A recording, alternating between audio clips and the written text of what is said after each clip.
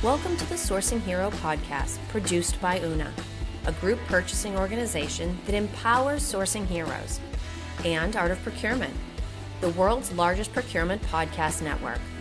I'm your host, Kelly Barner.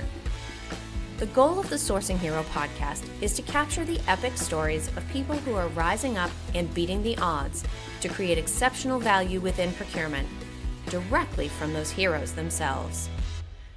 Today, my guest here on the Sourcing Hero podcast is Tara Milburn. Tara is the president and CEO at Ethical Swag, a certified B Corp, and the leading online distributor of sustainably sourced promotional products in North America. So, hi, Tara. I hope you're doing well today, and thank you so much for joining us. I'm doing great, Kelly. Thanks. It's beautiful sunshine where I am, so it's a happy day. Excellent. We will always take that sunshine. Now, before we get into a lot of detail about what you're doing today, what do you think it's helpful or interesting for people to know about your professional journey up to this point? Oh, geez, my professional journey has not been linear. Let's put it that way. At all. It's been an interesting journey. I'm getting all kinds of notifications because this coming weekend, it's 35 years since I graduated from university. So Wow. yes, 35 years ago this weekend is when I basically started my professional career. And it's amazing because I'm not 35 years older, so I don't really know what happened. But it's been really interesting and it's been varied. And I think that that's Mm, really what has informed me over the 35 years is it hasn't been all the same.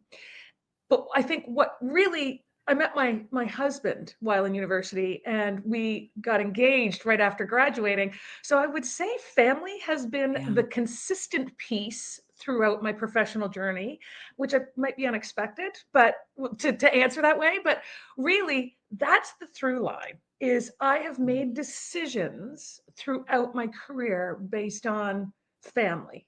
But it's led to the most interesting career that I could ever dream of. Well, and it is interesting that you say family. I don't think we've had that answer before, and I always love to hear something new. But it does also tie to the way you manage your business and your professional life. In fact, one of the first things that you said to me when we last spoke was talking about what you consider to be your North Star. And this is something that holds true for your entire company. Can you talk a little bit about what that idea of a North Star means and maybe some of the values and priorities associated with it? Absolutely, yeah. And it's fundamentally why I started Ethical Swag. I didn't start it because I thought the world needed another supplier of pens with logos. Are you sure? Yeah. I can say that with 100% certainty, Kelly. I That is not the reason I did it. It was the more how we were gonna behave within that business Okay. and how we were gonna show up. It kind of didn't matter what it was. And so when I looked at this industry, I saw opportunity. Yeah. And so that's why I chose this particular company and that sort of thing. But the mission wouldn't have changed if I was selling smoothies or like coursework or whatever it is. My North Star has always been how do we provide meaningful work Yeah. in a way that makes us whole. So that's not I can give you sort of the pat answer on what our mission and values are, Of but course. Yeah. really, if you want to unpack it, I just saw a lot of things that I felt needed changing in the way that we show up to work. We spend lots of time at work. And I saw some things that needed to sort of be redefined, in my humble opinion. And rather than talk about it, I decided to go do it. And so ethical swag is that sort of that vehicle is my North Star is how do we support people within their families? Yeah. How do we support people with meaningful work? How do we support for profit business? Because I am absolutely a capitalist, but in a way that allows for that success to be shared. So let's talk about some of the either conditions that you saw leading to change or some of the changes in society that gave you a sense that maybe there was an opportunity to do things differently, where it is both flexible and also for profit. What are some of the shifts that you've seen happen, whether it's at the family level, the community level, the company level, that sort of drove how you shaped ethical swag? We don't have enough time for me to unpack all of that, but I will sort of try and be as concise as possible. I opened up by saying it's been 35 years. So 35 years ago, no cell phones, no internet, no email. It was a very different environment. So I have literally sort of seen the evolution of how technology has facilitated a lot of things. Yeah. But at the same time, I've seen the evolution of where that disparity between the haves and haves not has grown exponentially. So that's one piece. There's the technology is another piece. Another piece is like I literally remember somebody saying to me very early in my career, "Why are you wearing pants?" In Really? front of the president and CEO of the company I was working for. Interesting. So like shocking. And it was Yeah. said by a woman. Sigh. And so I kind of looked at her startled, and then I looked at him, and I looked back at her, and I said, "He's wearing pants too. Why don't you ask him?" And I walked away. I was a little cocky back then, not gonna lie. But I've just seen a lot, and I've experienced a lot. And on the other side of that, I have worked with some of the most visionary leaders. I Mm, have been in the room with people that are thinking big, big ideas. And I really realized that when we think creatively, business can solve a lot of challenges. And yeah. that's really what I'm looking to do. And can both solve challenges in terms of what the market wants to see offered to them, but also solve challenges in the lives of the people that those companies need to perform in order for them to be successful. It's interesting you talk about the changes, and I'll even just make it very simple and go back 5, 6 years, right? Just pre-COVID, we all had some sort of video conferencing thing. Nobody ever turned the camera on, not ever. And if someone did, you'd think like, "Oh, great, it's one of those people. Now I have to turn my camera on." And then all of a sudden we went into this world where everybody had to turn their camera on. Building my own business, I had to hide the fact that I had young children. I managed to do it, but it was very difficult. Then we go into COVID. People's kids are joining meetings, people's kids are walking through the back of meetings, through presentations. And so I think it's interesting because we were on this very progressive journey, but then also everything got rocked by like the mix of work and home that took place during COVID. I'd be interested. So we've talked a little bit about, how our lives have changed personally, how the professional world has needed to shift. Do you think companies are at the point where they're yet adjusting their definitions of something like success to take all of this into account and allow some of these changes that we're talking about to really flourish? I see progress, absolutely. Um, it's hard though. Yeah. And so there's no judgment. We were ready for COVID because we were remote first, because I designed the company that way, because I wanted to provide meaningful work for people, regardless of where they happen to live. And so it was part of that North Star. It was part of, well, I had the North Star. How am I going to get there? One of the pieces was meaningful work. So Mm, how do we supply meaningful work? In my definition, it's really what fills your cup. So if you love living in a city and you don't mind driving an hour in traffic each way to every go two day, miles. that's your decision. Yeah. But if you were like, I want to be there when my kids go to school and I want to be there when my kids get home, equally, that's your Yeah. decision. And so when I had that sort of as the challenge that I was looking at, what's the solve? The solve was leverage technology to be truly human. Yeah. And so every decision that I made when I was starting the business was based on how do we allow you to do it from a laptop, which meant, to go to your point, at the beginning of, before COVID, if I had employees, I'm like, blur your background if you're in your bedroom, because like, or make sure your bed's made, Yeah. or, It's not whatever, covered in whatever, right? laundry. Yeah. Right? After that, everybody's in their bedrooms. There's That's people right. in closets, which is also the flip side of the hard part of that. Yes. Like, not everybody has a place to work when they have a family. So I was on calls with folks that were literally in their closet. And I'm like, that's not okay. Yeah. So, that's why my answer is it's tough and there's no judgment on companies. We were ready, not because we were expecting COVID, but because we designed our business based on a certain foundation around providing meaningful work, which has made it easier for us to thrive during the COVID times. And I'm enthusiastic about the fact that we don't have to worry about people walking behind us now and that sort of thing. Like, I Yes. think that's a real positive. But on the flip side of that, is there an expectation that our businesses are coming into the homes of people in a way that's making that balance very difficult? Yeah. So, and we're just figuring it out, Kelly. I'm not going to sit here and claim I got all the answers, but we're not going to figure it out in a notebook writing notes. We have to kind of get out there and we got to do it. So there's a lot of companies now calling everybody back to work, and there's a lot of complaints about that, but I get that too. Like, even on our team, sometimes we have challenges with people misunderstanding the communication, Yes. right? And there's a lot lost without that human connection. So I'm not sitting here saying we've got it all figured out and it's the right way to do it. But I think if at the foundation of all the decisions we make, we have a very clear North Star on why we're making them, it Mhm. makes some of those decisions a bit easier. Yeah. Now, I love the fact that you talked about your definition of meaningful work. One of the other things that is obviously key to what you do at Ethical Swag that I think this audience in particular will be interested to hear you talk about is what you mean when you say ethical sourcing. I think it's one of those terms we all have sort of an idea in our minds, but I would love to hear you speak specifically to what exactly that means for you and your team. Well, and thanks for asking it for in terms of us and our team. Because if I said, what does ethical mean to you or to five other people, we'd get five different definitions. So that is the most important part of Yeah. this, is being clear on what ethical means.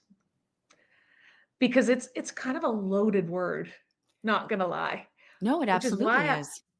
right? And that's why Yeah. I liked it, because there's friction between ethical and swag. I like that Yeah. friction because it gets people thinking. It's not, and like I literally have people going, oh, I don't know if our swag's ethical, and it's like, no, I'm not Yeah. trying to claim other people aren't Yeah. ethical. It's just the way that we're showing up within the space, Yeah. and we're very transparent. And so, for us, to answer your question, Mm. what ethical means to us is transparency. It's being really clear, because when I did my research into this industry, and to be clear, I did not come from this industry. I've got all kinds of, background in a myriad of things, none of them swag. And so when I looked at it within this industry and I did my research when I was thinking about starting Ethical Swag, I found that there was two objections. One was it's too expensive. The other is the products aren't great. And I'm like, we need to meet our customers where they are.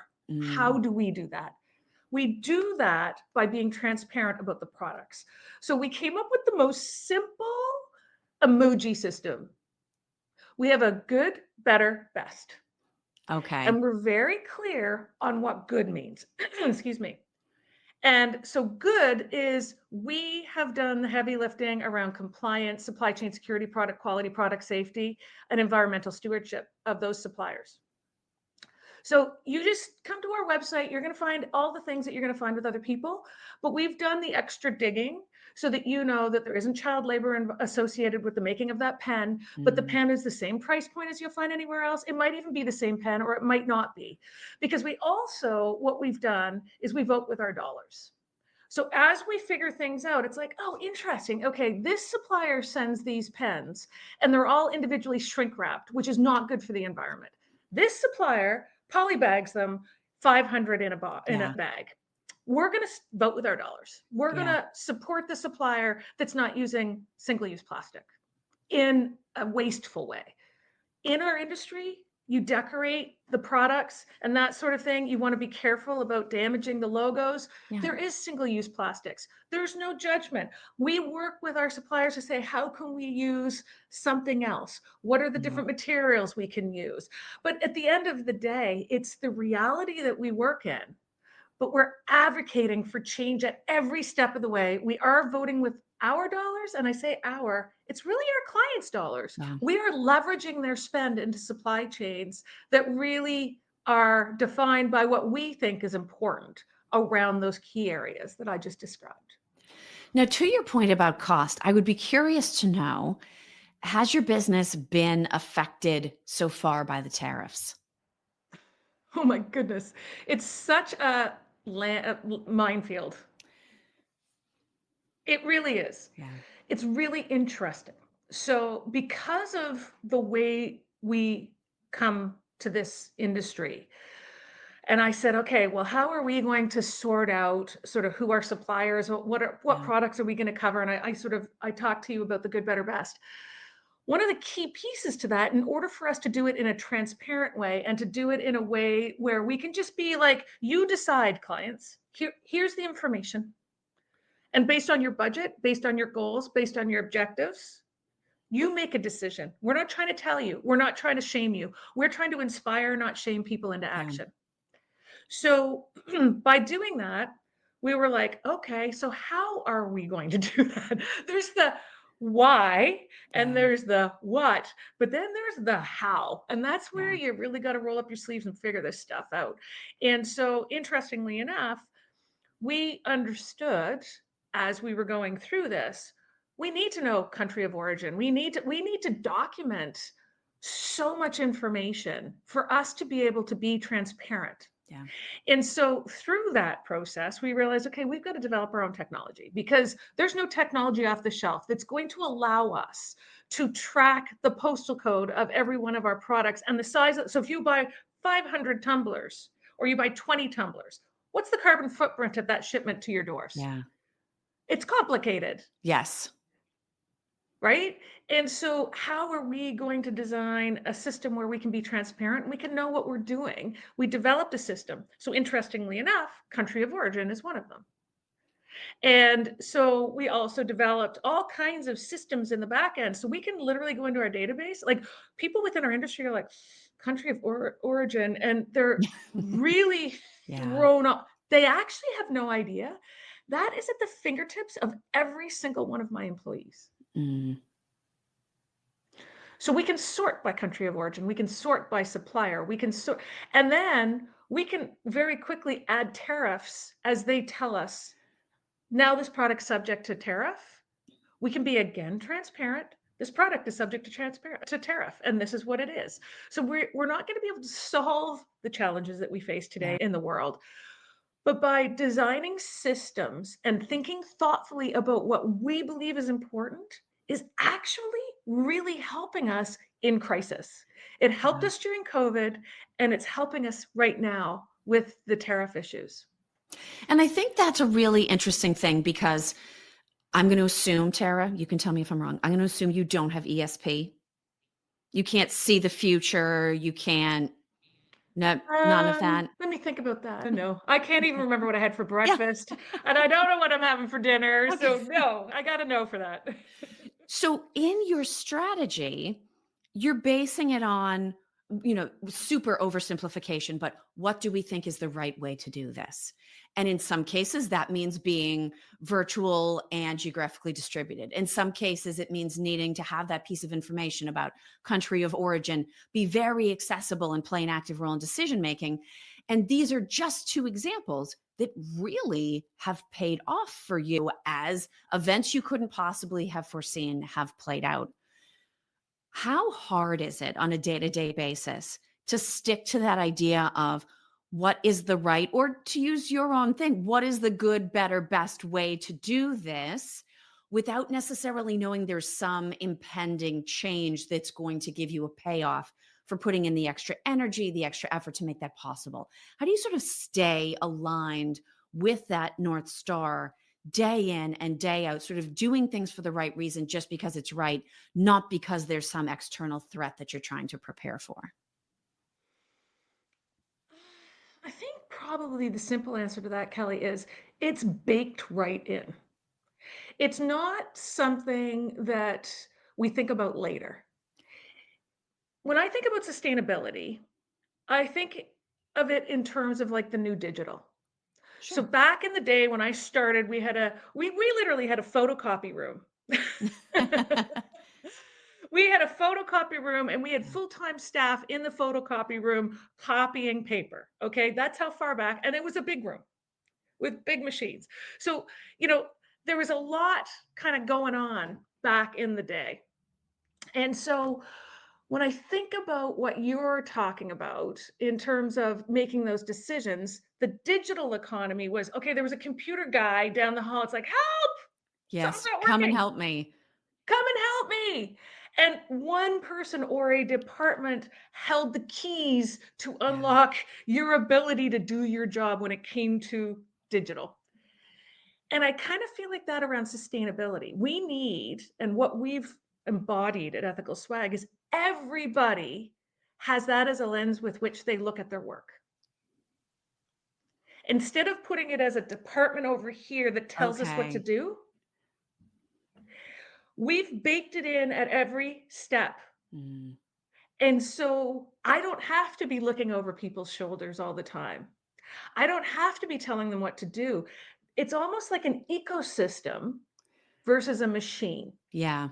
An ecosystem thrives when it's constantly saying, "Oh, we need some more sunlight over here," or "Oh, we've got, this thing going over here. We're flooding. What do we need to do to irrigate the soil to avoid that?" Yeah. But if you've only got a department off to the side that's doing that, then they may miss stuff. But when you've got everybody through the sustainability lens that they show up, and it doesn't matter what they're doing, the graphic designer, the customer service reps, the administration, the sales and growth, like anywhere in our organization, it's baked in. And Yeah. I think that that's what's helped us, if that answers your question. No, it absolutely does. And actually, it makes me really look forward to not just hearing what you will say in response to my next question, but actually hearing which question you will pick. So, this is part of a tradition we have here at the Sourcing Hero. Everybody goes through it their very first time. I'm going to give you two questions. You can pick either one. And I promise there are no wrong answers. So, your choices are: what does the idea of a sourcing hero mean to you? Or what do you think heroism looks like in a business context? I'd love to answer both because I'm a talker, but let's go to the second one. What does heroism look like? I think it is allowing your team to make decisions whether they're right or wrong and empowering them, giving them the information, no judgment. We sort of have, you can fire your clients. You can take a product off the website, even if it's our best seller. If you have a question around the compliance of that particular product or supplier, they don't need approval for that. We've empowered the team to make decisions in the moment.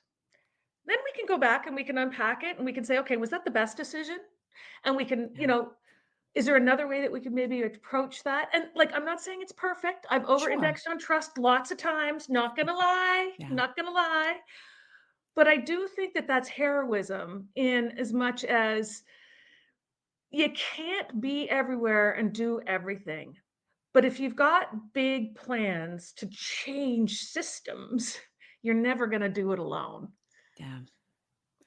And it's for anybody who doesn't manage a team, doesn't run an organization, that is terrifying. I mean, you can see the importance of empowering people, of hopefully surrounding yourself with people that you trust, but it's still scary. And so it requires a little bit of a leap of faith. But clearly, it has worked out because all of these systems that you have built up to drive further change seem to have found a way to have paid off as things have changed around you and the team at Ethical Swag.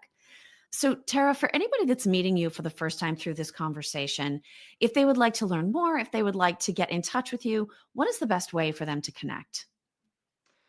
Well, I'm Tara Milburn on LinkedIn. So I'd love to see anybody there. And Ethical Swag, we're across all platforms. So we are Instagram, Facebook, LinkedIn. We own Ethical Swag right across all of those platforms. We are not on X. So that's the only place that we are not, but we are everywhere else. Excellent. And just reach out, ethicalswag.com. There's a contact us form or anything like that. Our team, we're a technology driven but human centered organization. So you'll get a person if you call, and we'd love to hear from you. And just for fun, ask the person you talk to the country of origin of the product that you're looking at, just so we can see that information at the fingertips in action. 100%. Tara, thank you so much for being with me today. Thank you so much for your interest, Kelly. Thank you for listening to this episode of the Sourcing Hero podcast. Join us again next time for more true stories of sourcing and business heroism performed by your colleagues and peers. Look for the Sourcing Hero wherever you get your podcasts, and don't forget to subscribe. Finally, don't forget, sourcing heroism is taking place all around us every day. Keep your eyes open and you're bound to see it. Until next time, I'm your host, Kelly Barner. Stay well and always remember that you can be a hero too.